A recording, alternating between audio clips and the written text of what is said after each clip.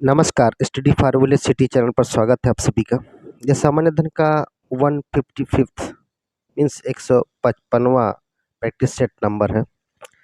तो इस वीडियो में शुरुआत करते हैं पहले प्रश्न की। राकापोशी पर्वत चोटी कहाँ अवस्थित है? राकापोशी राकापोशी पर्वत चोटी कहाँ स्थित है? लद्दाख में, नेपाल में, उत्तराखंड में या जम्मू कश्मीर में? कहाँ पर है? तो ये है लद्दाख में। कहाँ है? लद्दाख में है। राकापोशी पर्वत चोटी लद्दाख में है। इनमें से कौन सी मानव निर्मित झील नहीं है? ये कुछ झील दे रखी हैं, इनमें से कौन सी मानव निर्मित झील नहीं है? निजाम सागर झील, स्टेनल झील, गोविंद सागर झील, डिडवाना झील। कौन सी नहीं है मानव निर्मित? दूसरा प्रश्न है ये, निजाम सागर तो नहीं है, स्टेनलेस झील भी नहीं, ये रहेगा डिडवाना झील। डी नंबर सही हो गया। कमेंट करके बताइए निजाम सागर झील कहाँ है। देखिए, जो डिडवाना झील है ये वायु निर्मित झील है और जो मरुस्थल प्रदेशों में पाई जाती है। ऐसे क्षेत्रों में वायु द्वारा बालू और मिट्टी को उड़ाकर ले जाने वाले ऐसी झीलों का निर्माण होता है। राजस्थान के सभी खारे पानी की झीलें जैसे कि सांभर झील, डिडवाना झील, लूनक झील इत्यादि वायु द्वारा निर्मित झीलों का उदाहरण है। ये प्याले, इन्हें प्याले भी यानी कि प्लाया भी कहते हैं। क्या कहेंगे? प्लाया। क्या कहेंगे? प्लाया भी कहते हैं इनको। नेक्स्ट है, वन महोत्सव का प्रारंभ किस वर्ष किया गया? वन महोत्सव का प्रारंभ किया गया था, किस वर्ष किया गया था? 1883, 1952, 1993 या 1845? जो वन महोत्सव का प्रारंभ किया गया था, ये शुरुआत की गई 1952 में। बी नंबर सही रहेगा। वन नीति 1952 के तहत 1952 से वन महोत्सव प्रारंभ किया गया। वृक्षों के इस त्योहार का उद्देश्य वृक्षों के महत्व एवं पारिस्थितिकी संतुलन में उनकी भूमिका पर बल देना।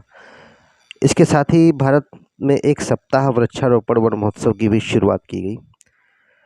कन्हैयालाल माणिकलाल, क्या है? कन्हैयालाल माणिकलाल मुंशी ने 1950 में की थी इसकी शुरुआत वन महोत्सव की, एक सप्ताह की, सॉरी। 1952 से यह महोत्सव प्रत्येक वर्ष कब मनाया गया? जुलाई के प्रथम सप्ताह में मनाया गया।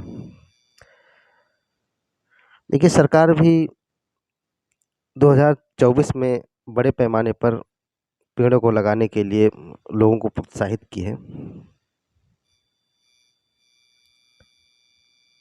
प्रकृति का गुर्दा कहा जाता है। कम्युनिटी क्वेश्चंस में भी रहेगा, एक वीडियो में भी यह मिल सकता है आपको प्रश्न इसके पहले के। प्रकृति का गुर्दा मीन्स किडनी ऑफ नेचर कहा जाता है। मैंग्रोव वनों को, सदाबहार वनों को, आर्द्र भूमियों को, इनमें से कोई नहीं। तो आर्द्र भूमि है, जो वेटलैंड्स हैं, वेटलैंड्स जो हैं इनको किडनी ऑफ नेचर कहा जाता है। आर्द्र भूमियाँ पारिस्थितिक तंत्र में पोषक तत्वों के पुनर्निर्माण एवं विषैले तत्वों को निष्कासित बनाने में भी योगदान करती हैं। इसलिए इन्हें प्राकृतिक यानी कि प्रकृति का गुर्दा भी कहा जाता है। अतः आर्द्र भूमि पृथ्वी पर जीवन के अस्तित्व के लिए, और जो आर्द्र भूमियाँ हैं पृथ्वी पर जीवन के अस्तित्व के लिए महत्वपूर्ण है। विश्व मृदा दिवस मनाया जाता है, वर्ल्ड सॉइल डे।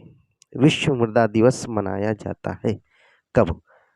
5 दिसंबर को, 7 अप्रैल को, 25 जून को या 3 फरवरी को? विश्व मृदा दिवस तो मनाया जाता है 5 दिसंबर को। ए नंबर सही हो गया। उड़ी पन विद्युत परियोजना,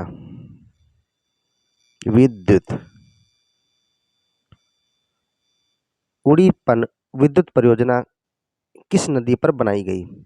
झेलम नदी पर, चिनाब नदी पर, सिंधु या किशनगंगा नदी पर? छठा प्रश्न है, तो झेलम नदी पर बनाई गई। काटो और जलाओ अथवा बुश फैलो कृषि किसे कहा जाता है? कट एंड बर्न कृषि, बुश फैलो कृषि, काटो और जलाओ किसे किसे कहा जाता है? गहन कृषि को, शुष्क कृषि को, रैचिंग कृषि को, झूम कृषि को। सातवां प्रश्न है, ये झूम फार्मिंग रहेगी क्योंकि आदिवासियों द्वारा शुरू की जाती है। जंगलों को कटान करके जला करके वहाँ पर खेती शुरू की जाती है। जब वहाँ की भूमि उपजाऊ नहीं रह जाती तो ये दूसरी जगह चले जाते हैं, वहाँ पर भी यही प्रक्रिया शुरू करते हैं। कमेंट करके बताइए किन राज्यों में होती है झूम फार्मिंग। झूम कृषि भारत में स्थानांतरणशील कृषि है। यह एक प्रकार की आदिम कृषि है, बिल्कुल, जिसके अंतर्गत वनों को जलाकर काट कर भूमि को साफ किया जाता है और उसके बाद राख युक्त मिट्टी में मोटे अनाज की खेती की जाती है। झूम कृषि भारी वर्षा और वनस्पति के तीव्र पुनर्जनन वाले क्षेत्रों में की जाने वाली खेती है। धान के खेतों में प्रयुक्त होने वाला खरपतवार नाशी है। खरपतवार नाशी है धान के खेतों में प्रयोग किया जाने वाला कौन सा है? हर्बिसाइड्स कौन सा है? आइसोप्रोट्यूरान, प्रोपेनिल, ए और बी दोनों, इनमें से कोई नहीं। कौन रहेगा? आठवें का आंसर बताना है, प्रोपेनिल है, बी नंबर सही हो गया। कंडुआ, हरित बाली, अर्गट किस फसल में होने वाले रोग हैं? एक कंडुआ हो गया, हरित बाली हो गया, अर्गट किस फसल में होने वाले रोग हैं? चना में होता है या रोग? अरहर, बाजरा या मक्का? तो यह जो रोग है कंडुआ, हरित बाली, अर्गट, ये तो भाई बाजरा में होना चाहिए। नवा प्रश्न का बाजरे में होगा, सी नंबर सही हो गया। कौन कौन से?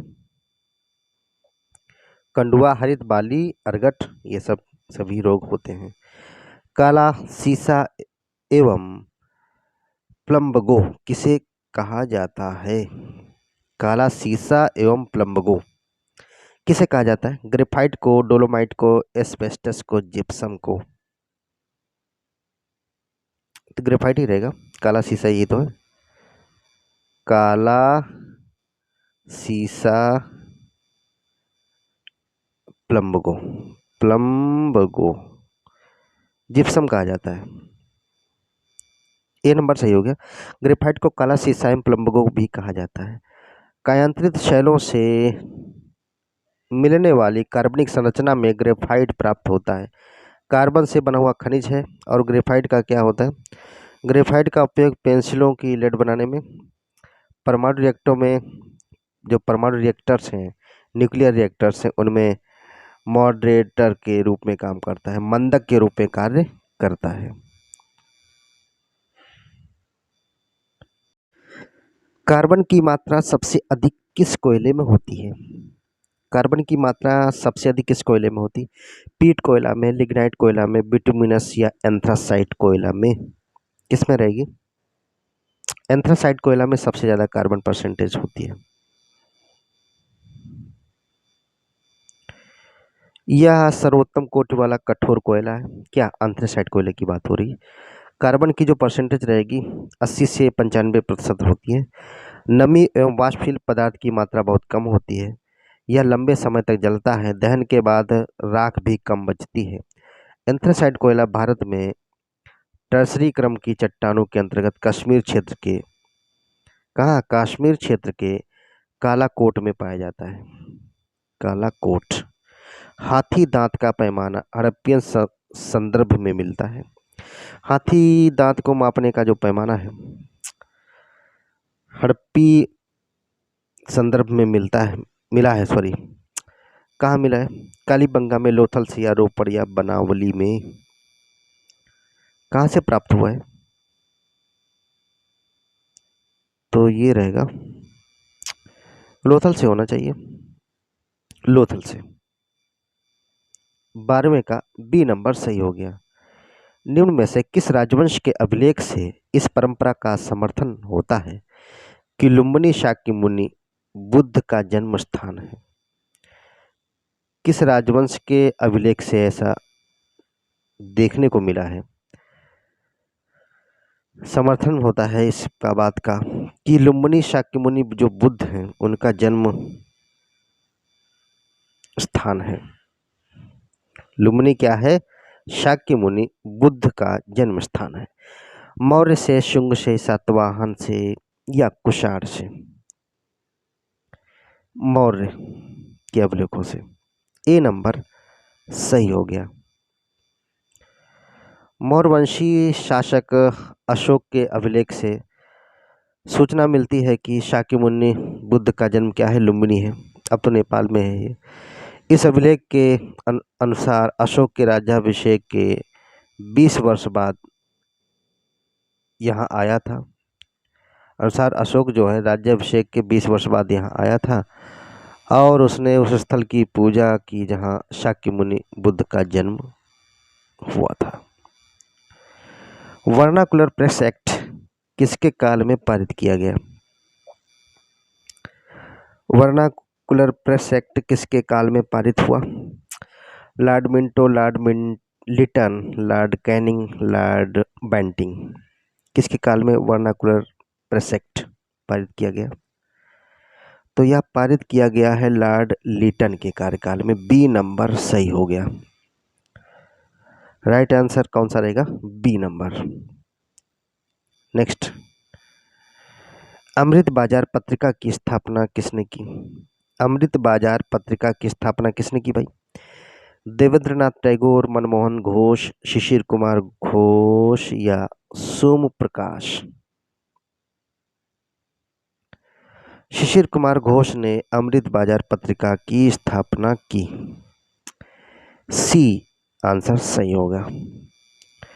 अमृत बाजार पत्रिका जो है 1868 में कोलकाता में प्रकाशित की गई। किसके द्वारा? शिशिर कुमार घोष के द्वारा। सूची फर्स्ट को सूची सेकंड से सम्मिलित करना है। कहा जा रहा है कि रंपा विद्रोह, 16वां प्रश्न है, रंपा विद्रोह 1859 से 60 के मध्य, पाबना किसान विद्रोह 1879 से 80 के मध्य, बंगाल नील विद्रोह 1860 से 63 के मध्य और जयंतिया विद्रोह 1873 से 76 के मध्य, ये बताना है। तो इनमें से कौन सही होना चाहिए ये बताना है। इस आंसर के अनुसार क्या रहना चाहिए, मिलान करते हैं 16वें प्रश्न के बारे में। जो रंपा विद्रोह है ये हुआ है 1859-60, यहाँ तो नहीं हुआ। रंपा विद्रोह हुआ 1879 से 80 के मध्य, तो 2 शुरू हो गया। और पाबना किसान विद्रोह इतना याद कर लीजिए, रंपा विद्रोह 80 याद कर लीजिए, इसी से थोड़ा सा मैच कर लीजिएगा। रंपा विद्रोह 1880, पाबना किसान विद्रोह ये हुआ था 73 से 55 के मध्य, सॉरी 73 से 76 के मध्य, तो ये हो गया 4 नंबर। नेक्स्ट इज बंगाल नील विद्रोह 57 के बाद में हुआ। बंगाल नील विद्रोह 57 के बाद, तो ऑप्शन कहाँ जाएंगे? 1859-60 के मध्य। 3 नंबर हो गया। बचा एक जयंतिया विद्रोह। जयंतिया विद्रोह 1860 और 63 के मध्य, ये हो गया। सॉरी ये 1 रहेगा और ये 3 रहेगा। तो 2 4 1 3 कहाँ पर है? 2 4 1 3 बी नंबर सही हो गया। निम्न में से कौन उग्रवादी था? इनमें से कौन उग्रवादी था? बिपिन चंद्र पाल, फिरोज शाह मेहता, गोपाल कृष्ण गोखले, उपरोक्त में से कोई नहीं। इनमें तो जो उग्रवादी रहे बिपिन चंद्र पाल जी रहे, ए नंबर सही हो गया। बिपिन चंद्र पाल उग्रवादी विचारधारा से संबंधित थे। इन्होंने अपनी सभ्यता एवं संस्कृति को पाश्चात्य संस्कृति से श्रेष्ठ प्रमाणित किया। बिपिन चंद्र पाल ने, इनका लाला लाजपत राय और बाल गंगाधर तिलक के साथ एक त्रिगुट था, घनिष्ठ मित्र थे लोग। संक्षेप में लाल बाल पाल कहा जाता है। लाल बाल पाल, लाल से हो गया लाला लाजपत राय, बाल से हो गया बाल गंगाधर तिलक, पाल हो गया बिपिन चंद्र पाल। 18वां प्रश्न है, प्रथम महायुद्ध के दौरान कहाँ पर भारत की एक अंतिम सरकार बनी थी जिसके प्रेसिडेंट कौन थे? राजा महेंद्र प्रताप थे। जर्मनी में, अफगानिस्तान में, सिंगापुर में, तुर्की में। 18वां, तो ये जो है प्रथम महायुद्ध के दौरान भारत की एक अंतिम सरकार बनी थी, प्रेसिडेंट अंतरिम होना चाहिए, ठीक है, अफगानिस्तान में बनी थी। बी नंबर सही हो गया।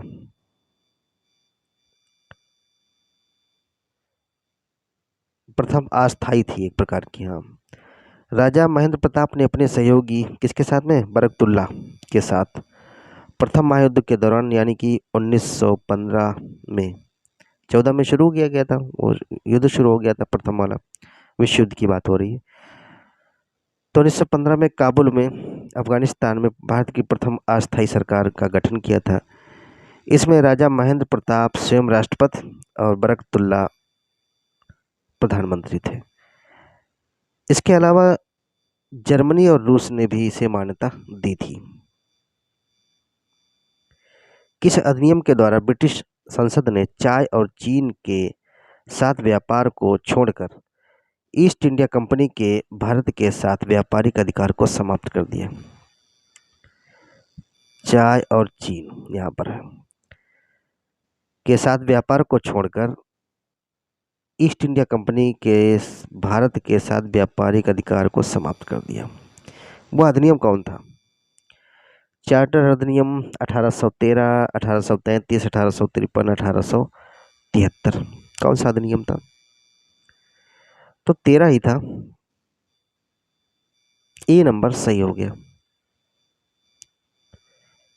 1813 का जो चार्टर अधिनियम है, ब्रिटिश संसद ने क्या किया? चाय और चीन के साथ जो व्यापार था उसको छोड़कर ईस्ट इंडिया कंपनी के भारत के साथ व्यापारिक एकाधिकार को समाप्त कर दिया। यानी कि चाय तो आयात निर्यात होती रहे और चीन के साथ जो व्यापार था वो चलता रहे। अन्य जो मोनोपोलीज थी कंपनी की उसको समाप्त कर दिया ब्रिटिश संसद ने 1813 में। जबकि 1833 का जो चार्टर अधिनियम द्वारा कंपनी के समस्त व्यापारिक कार्य समाप्त कर दिए गए थे। पहले तो कम, उसके बाद में 33 में 10 साल बाद क्या किया? 20 साल बाद सारे व्यापारिक कार्य समाप्त कर दिए। भविष्य में कंपनी को केवल राजनीति के कार्य ही करने थे, ये बता गया।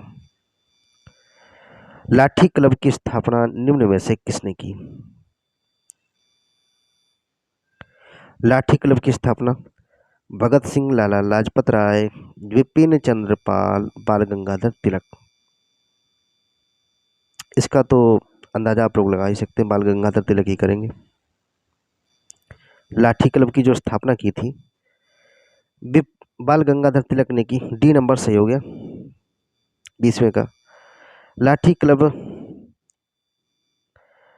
क्या था? इसमें गणपति महोत्सव, शिवाजी महोत्सव आदि की स्थापना बाल गंगाधर तिलक ने की। लाठी क्लब, गणपति महोत्सव और शिवाजी महोत्सव किसने? बाल गंगाधर तिलक, BG तिलक ने की। वांगला उत्सव निम्न राज्य में मनाया जाता है, किस में मनाया जाता है? वांगला उत्सव।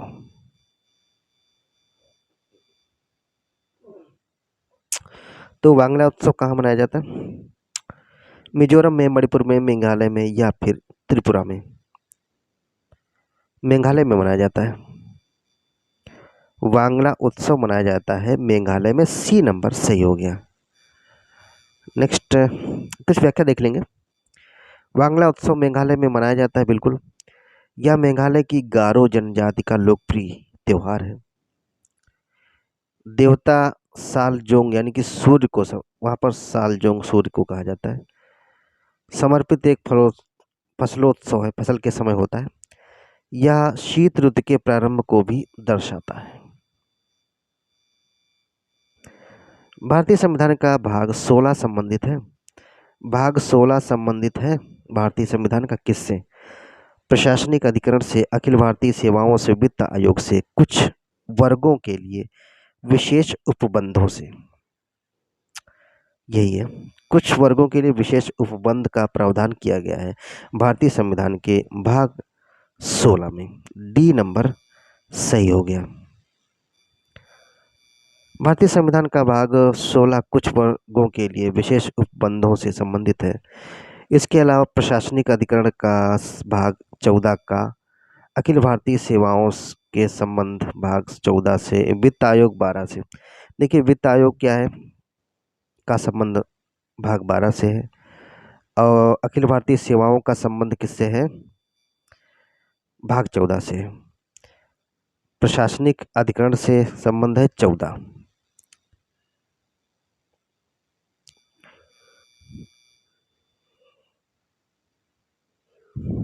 सॉरी नेक्स्ट है,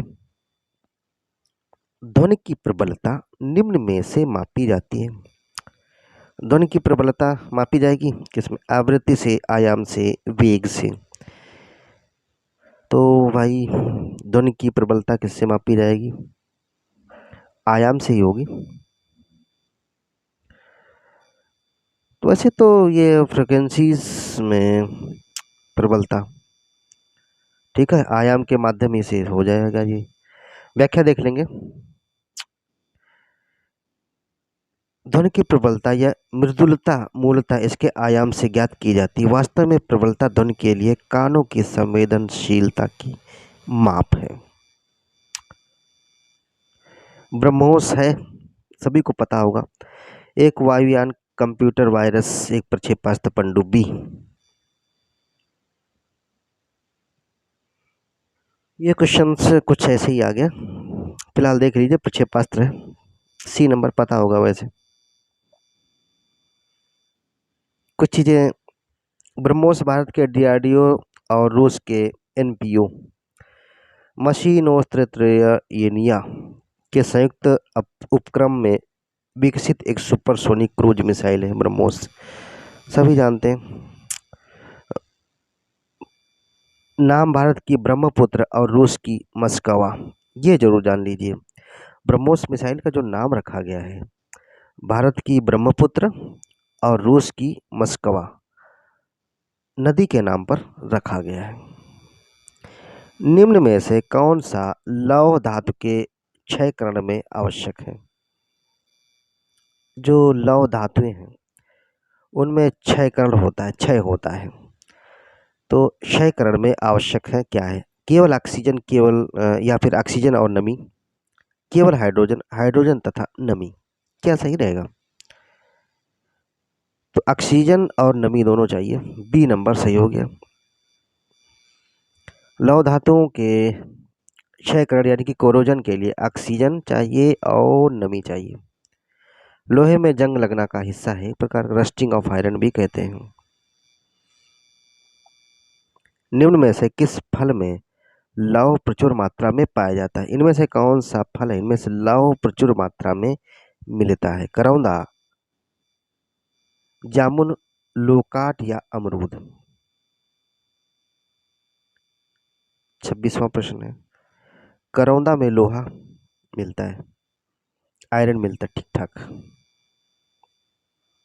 उपयोग कीजिए। करौंदा एक आवृतबीजी पौधा है जिस फल में विटामिन सी एवं लौह प्रचुर मात्रा में है। इसमें विटामिन सी क्या करेगी? घाव को भरने में उपयोगी है, और लौह पदार्थ हमारे रक्त के हीमोग्लोबिन में पाया जाता है। यदि आँख का लेंस अपारदर्शी हो जाए तो आँख का रोग हो जाता है। आँख का लेंस क्या हो जाए? अपारदर्शी हो जाए तो आँख का रोग हो जाता है कौन? निकट दृष्टि, दृष्टि वैषम्य, ग्लूकोमा या मोतियाबिंद। मोतियाबिंद हो जाएगा। डी नंबर सही हो गया।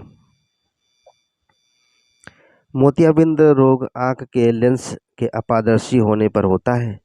निकट दृष्टि दोष में दूर की वस्तुएं धुंधली दिखाई पड़ती हैं और दृष्टि वैषम्य में रोग में कार्निया या आंख का लेंस पूर्ण रूप से गोलाकार नहीं होता।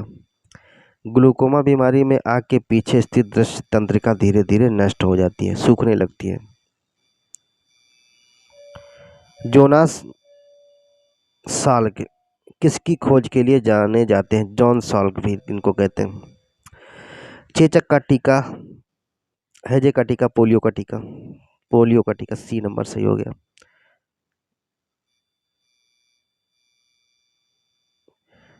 काशी लालिमा निम्न में से किस फसल की प्रजाति है? काशी लालिमा, काशी लालिमा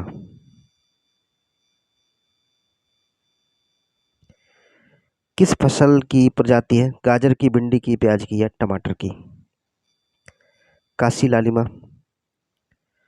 तो भिंडी की है, बी नंबर सही हो गया। भाई काशी लालिमा भिंडी की प्रजाति है। काशी लालिमा भिंडी की फसल की एक प्रजाति है। इस प्रजाति का इजाद जो शुरुआत की गई काशी हिंदू विश्वविद्यालय की कृषि शिक्षा संस्थान ने किया और इसमें क्या है? कैल्शियम और आयरन के अलावा एंटीऑक्सीडेंट जैसे तत्व पाए जाते हैं। निम्न में से कौन सी सही सुमेलित नहीं है? इनमें से कौन सी सही सुमेलित नहीं है? गाय देवनी नस्ल है, बकरी बर्बरी, भैंस की भदावरी, भेड़ की गिर। तीसरा प्रश्न है ये, कौन सही सुमेलित नहीं है? वैसे तो गाय की देवनी नस्ल है, बकरी की बर्बरी भी है और भैंस की भदावरी है, भेड़ की गिर नहीं है, बल्कि एक तो गाय की है, तो डी नंबर सही हो गया। तो गिर गाय की नस्ल है, जबकि भेड़ की नस्ल थारपकर है, ना कि गिर।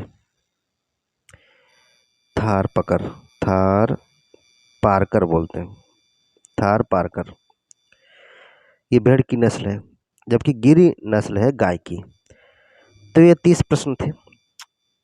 चैनल को जरूर सब्सक्राइब कर लीजिए जो लोग नए जुड़े हैं या फिर पहले से जुड़े हैं। लाइक शेयर तो करना ही चाहिए, पढ़ेंगे तो बढ़ेंगे। धन्यवाद।